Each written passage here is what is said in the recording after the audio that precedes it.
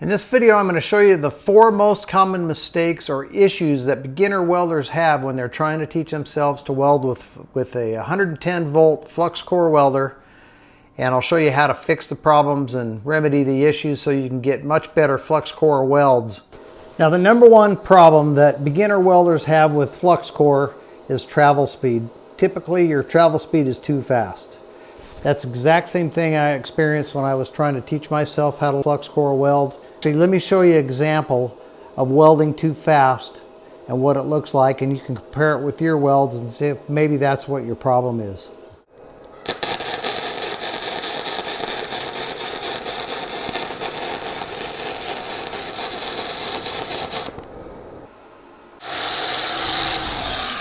I never really waited to where I saw the actual weld puddle, just zipping along there thinking that it's doing a lot of work, and it's not doing much, just kind of laying a stringy bead across the surface of the material. And that's an example of just going too fast. Now I'll run one right next to it and we'll try to go the proper speed and show you the difference.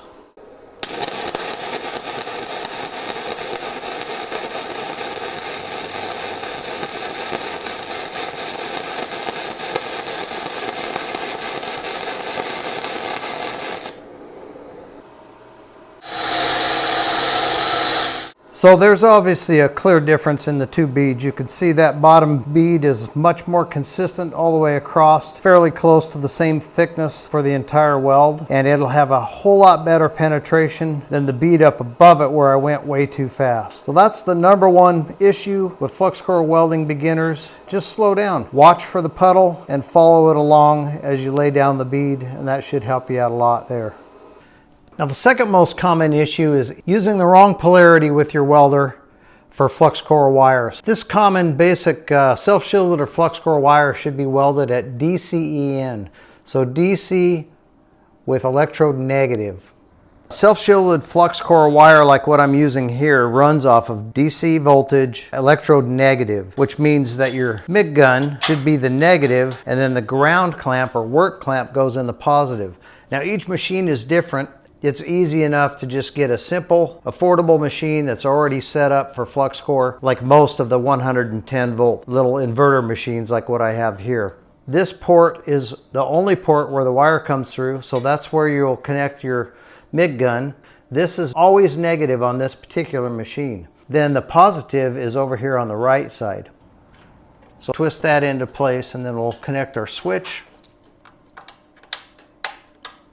So as you can see, this is a real simple machine and you cannot get the polarity wrong. But if you do have the wrong polarity, that definitely will mess up your weld. You'll have lots of spatter and it's just not going to weld smooth like it should. But if you get the correct polarity like I've got here, my ground clamp will go over here on the positive terminal and we'll be ready to weld with this self-shielded flux core wire. And the third common issue with beginner flux core welding is you don't have the proper stick out. Proper stick out for flux core wire, it should be about 3/4 of an inch. That gives the flux inside the wire time to warm up before it gets melted and smoked off and does its job as a shielding gas. And it just works better that way, and that's how it's designed. So this is the typical stick out. It's about 3/8 of an inch of where you would have it if you were welding with gas MIG. Nice short stick out, puts the heat into the workpiece. You don't have to worry about preheating the wire. But that's too short for flux core, and this is where you'll run into problems with burned back, clogged tips, or even welding the wire to the actual tip itself because the stick out is too short. Now this is closer to the 3/4 inch, not quite, but close, whereas recommended by pretty much anywhere you read about self-shielded flux core wire. And this is an example of what it would look like with the proper stick out so that the wire gets preheated, you don't get the burn back or in the clogged tips. So close to 3/4 of an inch, but that's the recommended distance for flux core wire. So another one of the common beginner problems with flux core wire is wire feed issues. A lot of the more affordable budget machines that run off 110 volts have a lower grade wire feed mechanism, so it causes you to struggle with maybe bird nesting. It's just not feeding consistently, or maybe you're not using the proper drive wheel for the flux core wire that you're using. make sure that this is a knurled feed roller. One side is smaller and one side is larger. I'm going to use the .030 or 0.8 millimeter wire. I recommend the 0.8 or the .030 size wire for a 110 volt machine. And that'll be the smaller of the two grooves. So when you put the wheel on, sometimes the label you want should be facing out, sometimes it should be facing in. It's different from machine to machine and manufacturer to manufacturer. Then you can run your wire through out the other side and tighten down the tensioner to hold it in place. Thread that onto the wire and then into the gun, and then we'll just use the supplied wrench to tighten that a little bit so it's not loose. Now, I like to try to set my tension, and this is really important because if it's not feeding properly, you're going to have problems making a good weld. So I'll run that wire out just a little bit and I'll try to hold it with my fingertips. And I can't quite hold it, so I'll reduce the tension. I've got about the least amount of tension I can possibly get on it. That's as loose as it can be before that knob falls off my tensioner.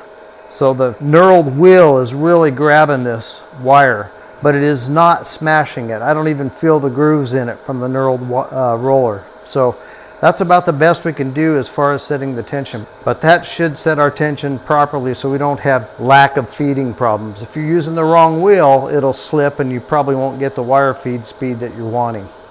Well, there's 3 or 4 of the most common mistakes or issues that a beginner welder is going to run into, especially if they're using a 110 volt, one of these more affordable machines. We had the travel speed was too fast. Slow it down, look for the weld puddle and make sure you follow that or drag that along. And we talked about the polarity. Make sure you've got the polarity set properly. DC electronegative, DCEN for self-shielded flux core wire. We covered the wire feeding issues. Make sure you use the proper roller, or the one that has the notches in it for flux core wire. That's probably the #1 issue with the flux core wire feeding issues. And I hope that those tips will help you out, get you going and get you rolling. Thanks to Sefaspe for sending their new MIG 135 Pro flux core welder. And I'll link that in the description if you want to go check it out and see all the details about it. If the video helped you out, don't forget to give me a thumbs up. And click on one of these videos over here if you want to see more of my flux core welding videos, and I'll meet you over there.